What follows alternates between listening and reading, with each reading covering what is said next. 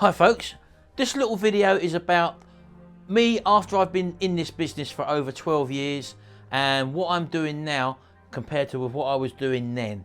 So if you're interested in that, keep watching.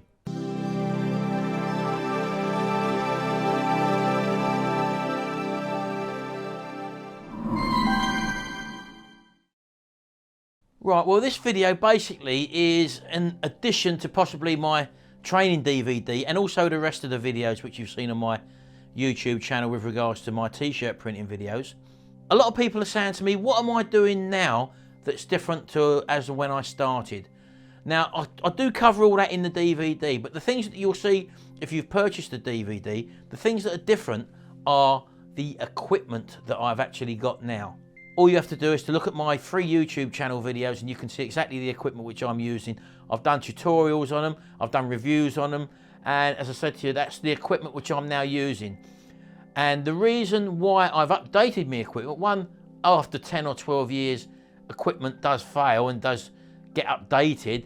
And even though I had a Stahl Hotronics heat press, which I used for 9 years, the opportunity come for me to get one of these Galaxy heat presses, and I've had that now for I think about 2 years, maybe just over 2 years, and again that has been faultless. Now your heat press is your most important piece of equipment in the t-shirt printing business. I can't reiterate that enough. I get so many private emails sent to me saying people are wanting to start up, they've watched the tutorials on YouTube and they've purchased a 3-in-1 or a 4-in-1 heat press which does other things as well, and then they struggle with applying certain types of media to their t-shirt.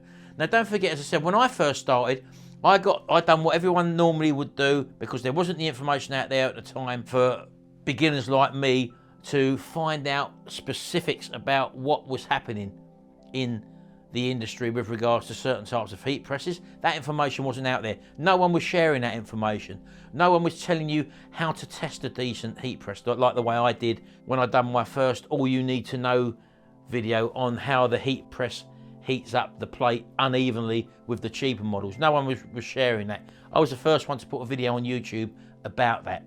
When I first got my heat press, I wasn't doing t-shirts, I was doing coasters and mouse mats. The small area in the middle of a heat press, that was fine, everything was fine. I then thought I'd go into the t-shirt market, and although the press was working fine with the smaller images, as soon as I get a whole area that needed a t-shirt transfer pressing, then that's when the problems occurred, where I was getting the transfer papers weren't pulling off cleanly, they was getting stuck to the transfer. The heat in one area was okay, but at the ends around the peripheral side of the actual transfer papers was staying on the actual paper rather than transferring, and to the extent where I nearly gave up. And that's when I found the Stahl Hotronics, which I had, as I said to you, for 9 years. And although I initially spent about £150 to £200 on my initial heat press, which seemed to be working fine, I ended up spending over £1,000 on the Stahl Hotronics. And as soon as I got that heat press, all the problems cleared up, all the timing error, because I was going into forums and people were saying, oh, you need longer time. And then when you use a longer time, that was burning or scalding the t-shirt. And then some people were saying that it leaves a square patch on there, and all things were getting confused and no one really had the right answers. The bottom line was using an inferior heat press.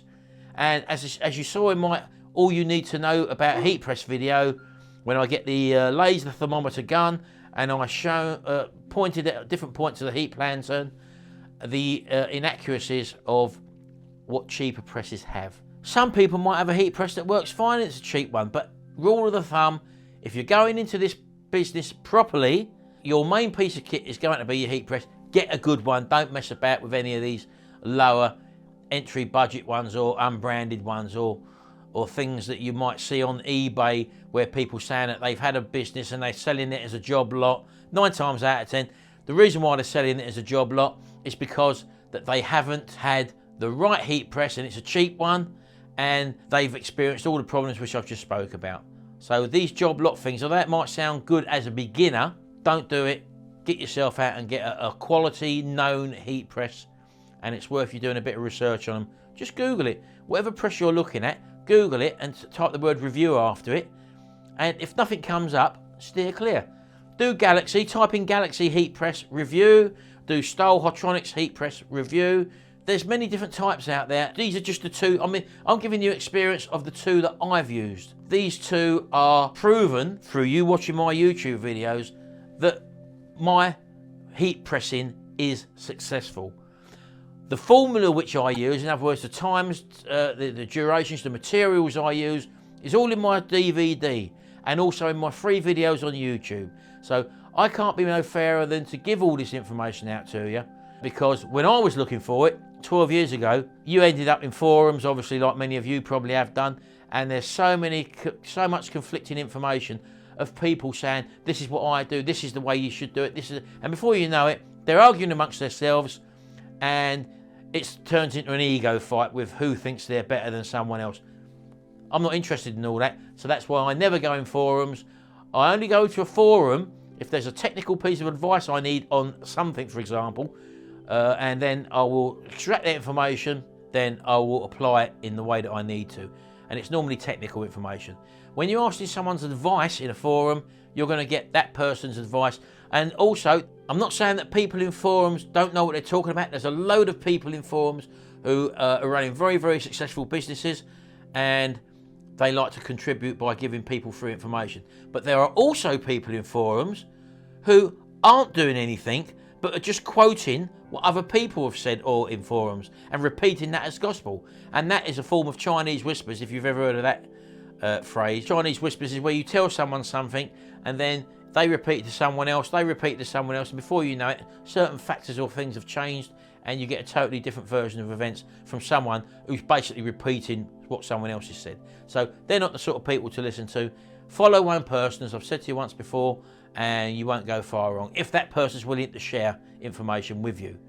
Anyway, that's enough of that. So what I use for my t-shirt printing business now, different to what I was using before, is in my training video I'm using an Epson R1800 printer, and now I'm using an Epson 1500W printer. Or if you're in the USA or Canada or other parts maybe of Europe, I'm not too sure, I think it's called the Artisan 1430. It's exactly the same basic printer, and I've got that, as you've probably seen in my previous videos, I've got that latched up to a CISS bulk ink system, and I've also fitted a waste tank that saves the internals of the printer getting bogged down with all the waste ink. That now gets evacuated out to a separate container.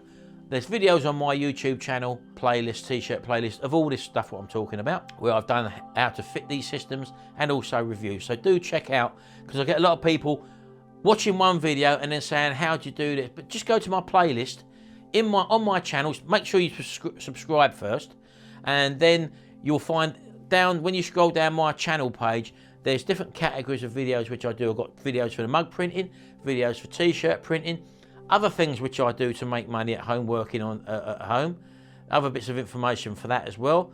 So just have a look through the different playlists and you'll probably find something that can actually help you. One of the other things I've used at the beginning was my craft cutter, which was a Craft Robo. Now that was an A4 craft cutter, and I've also had the Roland GX24s, the big craft cutters. And the reason why I had two GX24s, I bought two separate ones at different occasions, and the reason why I sold it first of all is because I really didn't use it, because the Craft Robo, which is an A4 cutter, was doing all what I wanted to do with regards to the A4 transfer papers which I used. And then on certain times, when I've got a triple XL t-shirt or a double XL t-shirt, sometimes an A4 transfer paper can look a little bit lost on the front when you're actually transferring an image. So then I thought to myself, well, I'll go to an A3 cutter, because you can use A3 transfer papers and they're a lot larger and look a lot better on the larger t-shirts. So the reason for me upgrading from the Craft Robo to the Silhouette Cameo was that it gave me the option to use A3 size transfer papers. And the reason why I sold the GX24 Roland cutter, which you see a lot of people in bigger businesses use the Roland GX24, but one of the biggest problems with the Roland GX24 is you can't really cut small offcuts with them. In other words, you're going to get offcuts with your vinyls, for example, like I've got here. I've got a whole load of vinyl. Let me show you. So as you can see here, I've got a whole load of vinyls. Now these you could probably cut something like this size on the Roland GX24 offcuts. But when you get down to things like this, these sort of things, these stuff you'd normally end up throwing away. And as you can see here, we've got loads of different offcuts here in all our different transfer papers of jobs that we've done, and we haven't thrown them away for the simple reason being, with our Silhouette Cameo or our Craft Robo when we had it, these little offcuts you can actually attach to your carrier sheet, which comes with your Craft Robo. Let's say, for example, because this has got a sort of a tacky surface, and you can attach any small piece, let's try this one for example, to your carrier sheet, like that, and you can design obviously design that size or whatever you want to do there, and then feed this into your Silhouette Cameo, and it will cut out on that little piece. If you've got the big GX24 Roland, that relies on sort of, I think it's about 7 or 8 inches. The optical eye won't see this because it's too small. Normally you put that in on its own and then it won't see it because it's too small. And that is one of the reasons why I got rid of the GX24. It took up so much room on my worktop and we didn't really use it, because don't forget you also need space behind the cutter as well, because the vinyl or whatever needs to go in and out and through in the front and back basically. So for that reason we didn't do it. And I've done, with my Silhouette Cameo, we've done like external shop signs. You can see that on, I've done a tutorial video on that. From about, you can go to about 12 inches high, or just under 12 inches high. And I went, I think, 5 or 6 foot long, because it don't matter how long the paper is going through it, but you are governed by 12 inches. And there's very, very few times you're going to need to go much higher than sort of 12 inches, for example. So with any vinyl, that's sort of, I don't know, what's this size there? Is that 12 inches? Yeah, about that. So if you're ever going to need any letters that are that high, you're never really going to need to go any taller than that. I mean, for a t-shirt, for example, I mean, that height there is going to cover most height on the vinyls, but or width rather. This is an extra large t-shirt which I've got on at the moment, and there's a 12-inch width. And as you can see, on a 12-inch, even if you had a double XL or a triple XL, it would only come out about an inch or two past that. The width for that is going to be far long enough, wide enough for any large garment, you could say. And as far as the length is concerned, I could go for like feet, lots of feet down there, sort of thing. So the Craft Silhouette Cameo is definitely good enough for t-shirt printing, or even vinyls if you're doing cast sticker vinyls. We use our cutter, not only, I mean, this is a flock, this is a thick flock. As you can see here, I've got a wide variety of different vinyls here which we've used. These are window sticker vinyls. As you can see, this is another window sticker vinyl here. This is one of the window sticker vinyls that we use. It's a good quality one, because there are external grade and internal grade. These are, I can't remember how long these ones last for. Some are rated at 5 years, some are rated at 7 years, and the price obviously goes up. But so that's a window sticker vinyl. These are obviously transfer vinyls, and as you see, there's many different types we've actually printed in t-shirts or for different types of clothing or whatever, hoodies or whatever. And these are all offcuts of ones that we've actually done. And as you can see, there's so many different types here. We use one supplier for our vinyls. We use one supplier for our t-shirt supplies and our hoodies and all our clothing ranges. The equipment has changed because of updating stuff. Our suppliers have, for the t-shirt business, basically stayed the same, although for the mug printing business we have changed our suppliers just because we found them at a better quality or a better price, and that's the reason why I don't put that information in the DVD, the training DVDs, because that I do update that. The reason why I'm telling you about the equipment I use now is because you can see me use it on YouTube. It's what I'm using. I've used the big GX24 Roland cutters. I've had cheap nasty heat presses. The stuff I've got now and the times and everything I use works for me, and they have done for the past 12 years. As I say, we've been in this business for 12 years now. So if you do like what you see in our training videos on YouTube, do subscribe, give us a comment, And as you can imagine, I do get so many emails. I may not be able to reply to all of your comments. I do try to reply to all your comments. And half of the problem to the comments that I don't reply to is that I haven't seen them. Maybe YouTube has changed their Google Plus thing or whatever, because I do sometimes go through old videos and I see there's comments which I've never been indicated that I've had a comment. So I can't obviously answer them questions because I didn't even know they appeared. But anyway, I'm going to leave it here.